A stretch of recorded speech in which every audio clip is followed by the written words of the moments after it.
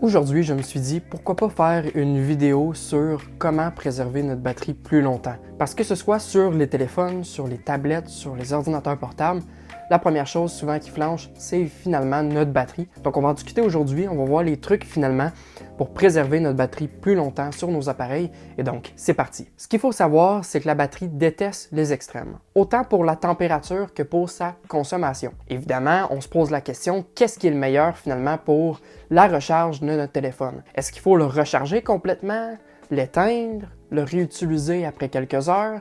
Donc, quelle est finalement la vraie technique pour préserver notre batterie lorsqu'on recharge l'appareil? En fait, c'est simple, c'est toujours garder la batterie entre 20 et 80%.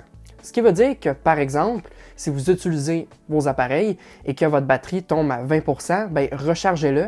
Et à l'inverse, lorsque la batterie atteint 80% lors de la recharge, bien, débranchez-le. Évidemment, la batterie nous donne la possibilité de le recharger jusqu'à 100%, mais elle n'est pas réellement faite pour être rechargée à 100%. Donc, à 80%, débranchez-le. Et pour ce qui est de la température du téléphone, évidemment, il va être plus chaud que la température ambiante. Mais ce qu'il faut savoir, c'est qu'il faut toujours éviter le plus possible d'excéder des températures au-dessus de 22 degrés et des températures en dessous de 16 degrés. Donc ça, c'est vraiment l'idéal. Du côté des câbles, peut-être que vous ne le saviez pas, mais sur les iPhones, il existe une certification qui se nomme MFI, donc Made for iPhone.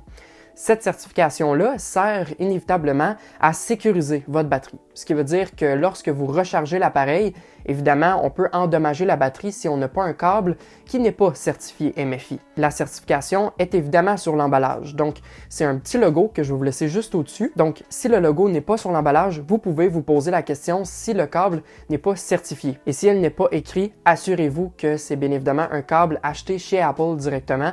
Là, vous allez être sûr de votre coût. Tout comme moi, vous avez peut-être un appareil que vous utilisez plus rarement ou qu'une fois de temps en temps, vous allumez ou vous dites « Ah, j'en ai besoin ce mois-ci, je vais le réutiliser, mais pendant un court laps de temps ou même un long laps de temps, je n'utiliserai pas l'appareil. » Eh bien, c'est à éviter le plus possible parce que ça va endommager votre batterie.